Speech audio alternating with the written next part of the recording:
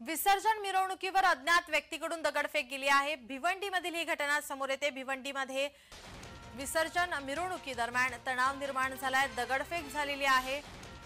कार्यकर्त्यांना पांगवण्यासाठी पोलिसांनी लाठीमार केला। संपूर्ण राज्यभरामध्ये गणेशोत्सव शांततेत पार पडत असताना मंगळवारी विसर्जन दुपारी 3 वाजतापासून सुरू झाला आणि भिवंडी शहरामध्ये या ठिकाणी शांततेचं वातावरण होतं। त्यानंतर मात्र रात्री गणेश विसर्जन मिरवणुकीमधील गणेश मूर्ती असलेली वाहन वंजारपट्टी नाका परिसरात पोहोचली।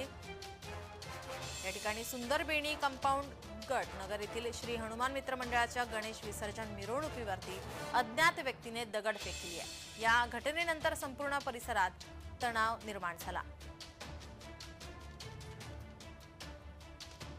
काही मुलांची बाचाबाची झाली आणि पळापळी झाली आणि त्यानंतर मंडळाचे पदाधिकारी त्या चौकात थांबले होते। दोन्ही बाजूने तिथे जमायला सुरुवात झाली आणि वातावरण तणावग्रस्त झाल्यामुळे पोलीस अधिकारी जे तिथे उपस्थित होते त्यांनी तो जमाव पांगवला। या अनुषंगाने आम्ही संबंधितांवर गुन्हे दाखल करत आहोत आणि येथील जे फॅक्ट्स आहेत त्याही सर्व फाइंड आउट करून जे दोषी आहेत त्यांच्यावर स्ट्रॉंग ॲक्शन घेतली जाईल। आपले प्रतिनिधी अनिल गजरे आपल्यासोबत फोन लाईनवरून जोडलेले आहेत। अनिल, भिवंडीमध्ये विसर्जन मिरवणुकी दरम्यान दगडफेक झालेली, तणावाचं वातावरण या ठिकाणी निर्माण झालं होतं। नेमकं दगडफेकीचं कारण समजलंय का?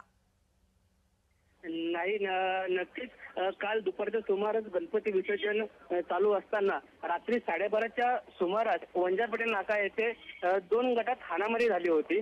त्याचं कारण स्पष्ट झालं नव्हतं, तरी पण 2 गटात हाणामारी झाल्यानंतर घोषणाबाजी झाली। त्यावेळेस पोलिसांनी हा जमावबंदी पांगवण्यासाठी सौम्य असा लाठीचार्ज केला आणि संबंधितवरती गुन्हा दाखल करून तपास चालू आहे।